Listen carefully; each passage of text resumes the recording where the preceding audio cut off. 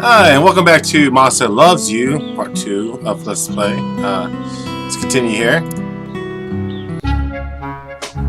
Last we left off, we made it to about adulthood. I believe the next step would be to become an elder, or to be dissolved into the gelatinous goop that is where the babies are, the morselings.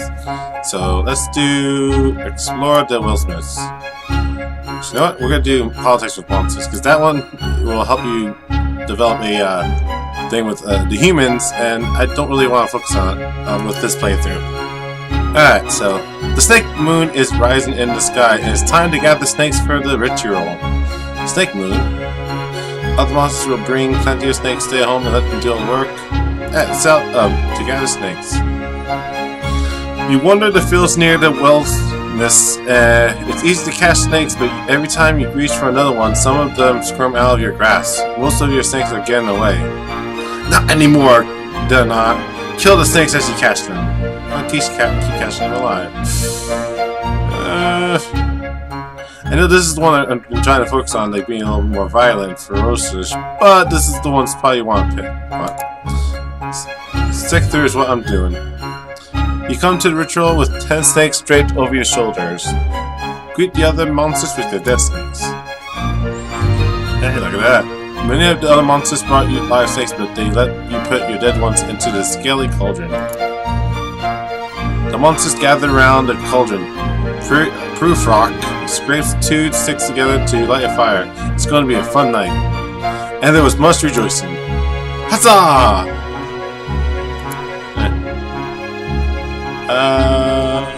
That looks mischievous. This tree comes to you, flapping her winglets and clutching her claws. Mumsy Morsel is looking for me. Yeah. I overslept. I missed the hairy hare hunt. What's so bad about that? Let's try the voice.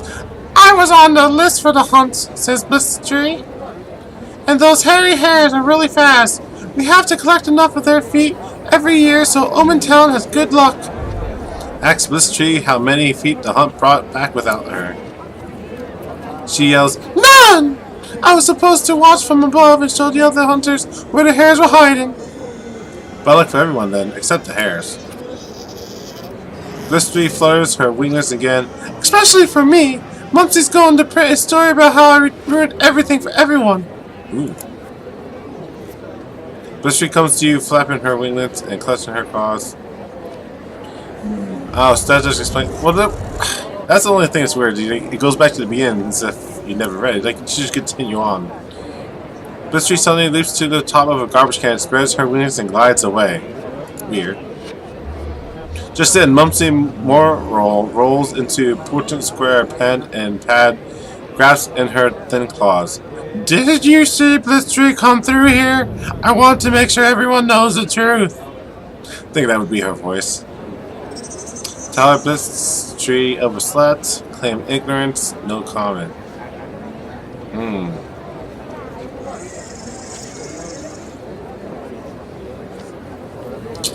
We'll go with that. Mumsy laughs and prints the story. Your quote is an instant hit. Some of the others start calling Blitz Tree Blitz Tree. At least no one will miss the next hare hunt, right? Maybe her. Oh well. We'll go with this one. Monsters are gathering around the skull pole. They invite you to dance with them. We're gonna dance. Your friends can dance if they want to. The only problem is you've never done the skull dance, and now everyone's watching you. Wait for someone else to dance and imitate that monster, so without making a scene. Begin to dance. We'll wait. They're all looking right at you, expectantly. Well then. We'll begin to dance, just for the hell of it. You move close to the skull pole. Dance fast, dash around like you just don't care. Apologize for your ignorance and dance slowly. Try to show some respect to the skulls. Try to show some respect to the skulls. Hey, look at that. You dance slowly and somberly. Not quite sure what to do, but doing it with dignity. When you finish, all the other monsters howl with approval. Shows in life you can just fake it and still make it through. Let's see. I don't respect it. So let's go for that.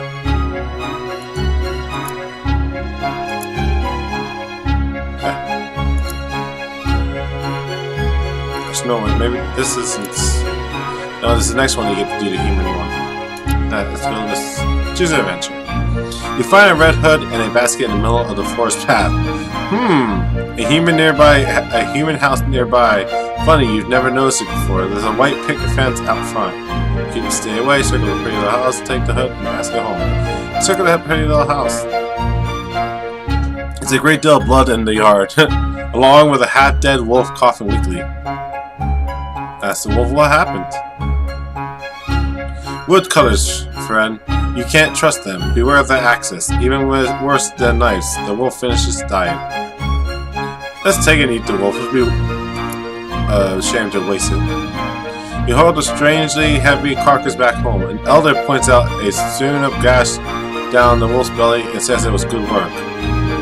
Take credit for the woodcutter's surgical precision. It was someone else who cut the wounds. Let's be honest here. The elder is impressed with your honesty and says so. You open the gash and find stones inside the wolf. How odd.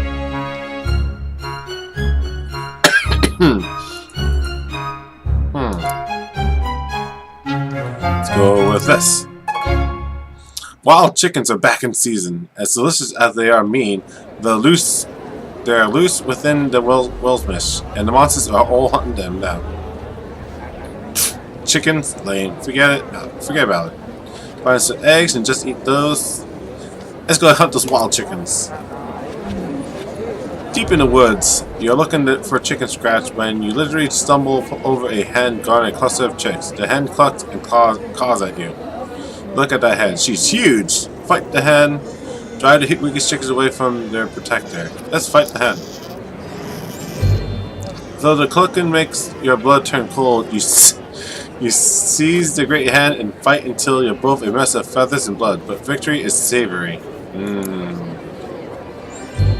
Nash cheers so hard that 2 chickens she hasn't killed yet escape her grasp. Well, that was silly of her.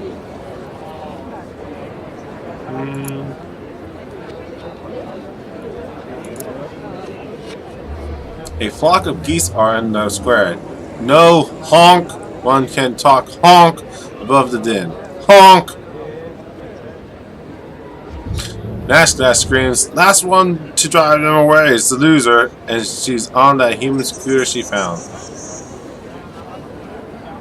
Honk.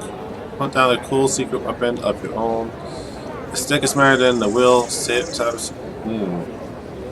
We gotta hunt down a secret weapon of our own. You go into Hammerhead's hovel and steal borrow the fox pelt he uses as a doormat. Let's gear up.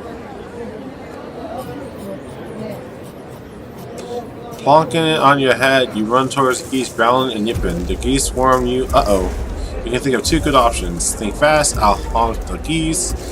Fury and fear unite. Let's attack. You bite a goose in two, and grab 3 more, creating a tornado of feathers. Nash jumps off the scooter to join in the feast. She's midst mouthful. Well then. 8 days left. We are going to go back. Balfog and Grimitten are arguing in the street over a cat. They both want kitty crochets for lunch. Sounds yummy, so what's the problem? Balfog says he caught the cat, but Grimitten says it was in his larder before it got out. Both monsters turn to you as a neutral party to decide. Finds eaters, clearly the cat is Balfog's. Let's try to make everyone happy. Balfog holds the cat close, stroking it absently. The cat mews and rubs his head against his chinchillous gripper. Ask Balfog if just as fun sharing it's on the table along with the cat. Run to hold the cat while you meditate the dispute. Let's do that. Balfog hands the cat over to you. What do you think? I caught it fair and square, so it should be mine, right? Cut the cat in half and let Balfog pick the half he wants. Give the cat to Grimlet and take a bite of the cat to test it. This is such a violent game sometimes, huh? Let's cut it in half. Why not? Rip! That was messy. I believe it. Battlefog grumbles, but he agrees to take the front half to avoid a fight. Grimitten gives you a claws up sign and runs off with the hindquarters. Wisdom is the hallmark of a well-respected monster, and currently a half-dead kitten. Well, ripped in half kitten. That's more like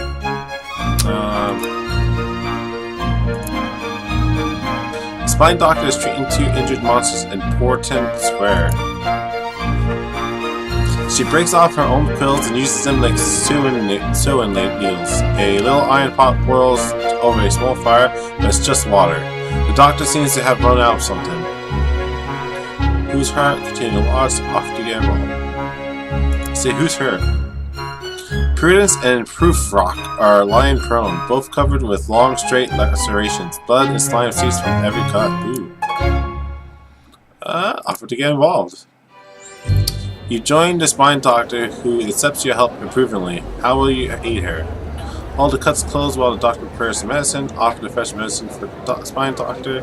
See if either person has anything worth stealing. Well, I don't want to be a thief. So let's offer the fresh medicine for the spine doctor. The doctor nods to you. You think they would have made sure that fit better. And sends you to her hovel for a big clay jar. When you bring it back, she opens the lid, revealing hundreds of leaves, twigs, dead bugs, and human pills. She selects a few by feel alone and feeds them to the patients, who soon stir.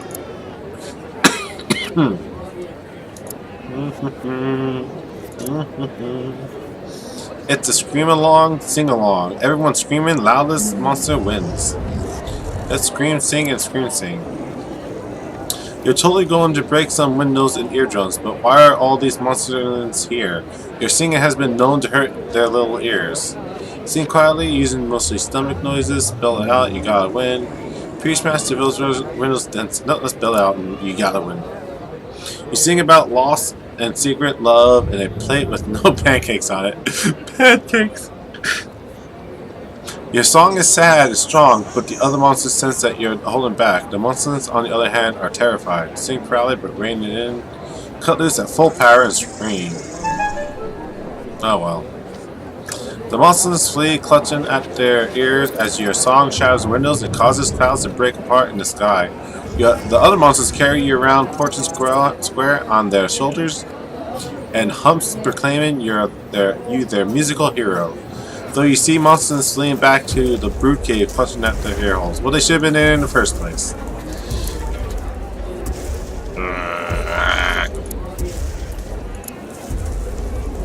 You sit with Nash and Gobclaw on a tattered red blanket, eating cookies and talking about artifacts.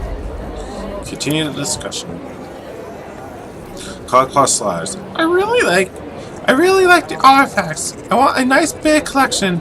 But it seems like I can never find any good ones. You and Nash exchange glances. Nash runs a claw along the handlebars of her little scooter. You both know some good spots. Tell Claws about the spots. Keep mum. You can help her in other ways. Let's do that one. Gobclaw mopes around for a while, then wanders off. Later on, you and Nash walk into Omen with a few new trinkets. Is Gobclaw okay? Of course not. She doesn't regain her usual optimism for some time. You overhear other monsters denigrating her for her lack of success. Well, I can't help that. You hear Grimitten telling younger monsters about the human that almost killed him. It's the pointed parts that get you, he says. Listen in. Always wait until the knife is pointed somewhere else, and then run away. He turns to you and says, isn't that right? Explain to the youngsters that a human knife is always dangerous. Exaggerate the story to strike fear into them, impress everyone by claiming to be an expert. Let's do a little more responsible thing.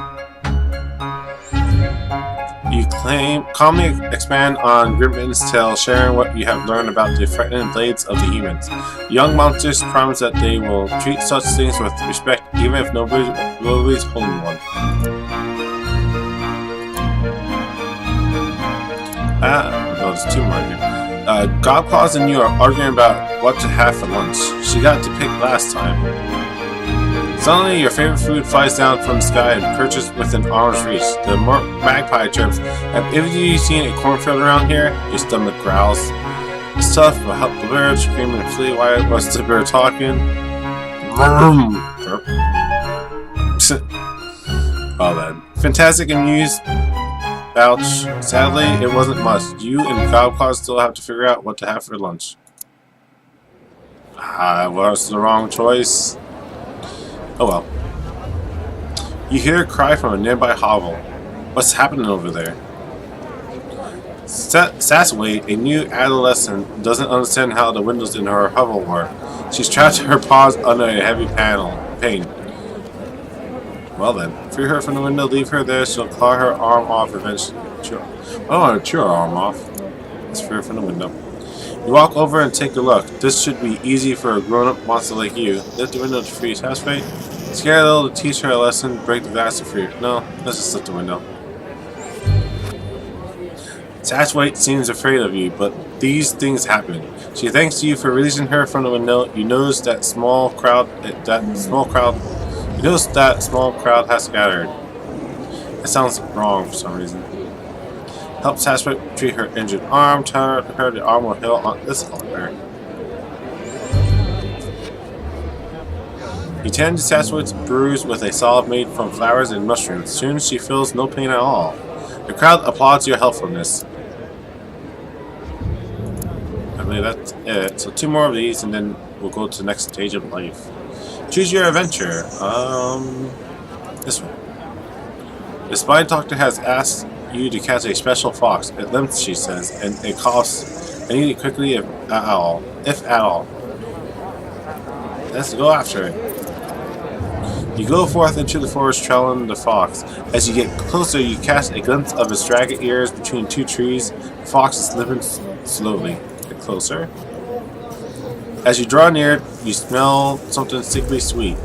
The fox slumps and vomits green matter onto the forest floor. Your claws tremble at the thought of touching it. Go back to the spine doctor and ask them to save. Pursue the fox to the ends of the forest and beyond. Chase the fox, but stop to wash your claws frequently. You don't want to get sick. Well, just pursue the fox.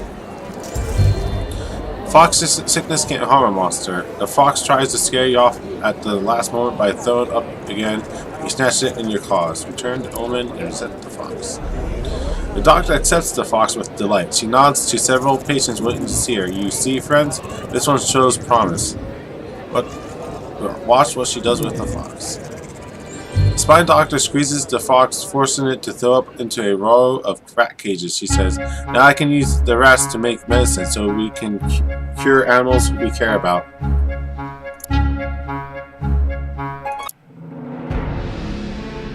You're growing old, my friend. Your body is very soft and you drip slime everywhere.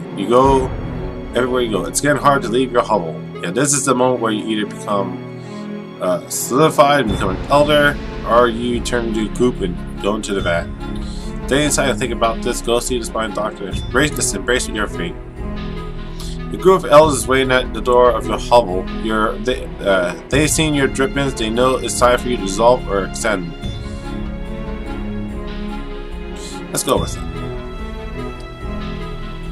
The elders of Omen surround you at the spawning vat. They've built a fire beneath a small cauldron. Your body is squishy and damp. You test it, try to extend, dissolve, become one with the spawning vat. Try to extend, dissolve. I extended the last time. I like this music, some good music. Let's dissolve this time. You wade into the spawning vat, it's cool and green, and you feel the aches and pains of your body melting away, along with your body. Quiver. Your hide is absorbed by the surrounding slime. Tiny morsels swim closer to the new source of nourishment. Melts. Relief. Your last thoughts begin to form even as your brain disintegrates. Remember the actions you took in life. Remember the words and ideas that were dear to you. Let's go with that one. As your body revels in the slime, you dream of helping the sick and soothing the cares of the woeful. Outsmarting everyone, you challenge your mind, speaking your truth when others lie. Let's go with helping the others. Your body is gone. You're a dream of kindness. Dream on. Monsters swarm to devour what's left of you, and you welcome them. They understand your love and generosity somehow. You hope they will pass along the lesson. Ew. You sacrifice willingly right up to the end of your life. Now you nourish the new life that comes from the spawn vat. A legacy that continues on. Yep. And then there you go. This is how you did, basically. I was 100% brave and 100% ferocious. Farewell, kind monster. Your essence will become part of all monsters from here until the end of time, for what it's worth. Okay, and then that's the end of that part. If you want me to continue playing this and do the other options, leave a comment down below, like this video, subscribe to my channel, all that good stuff. Alright, and I'll see you in the next video. Bye.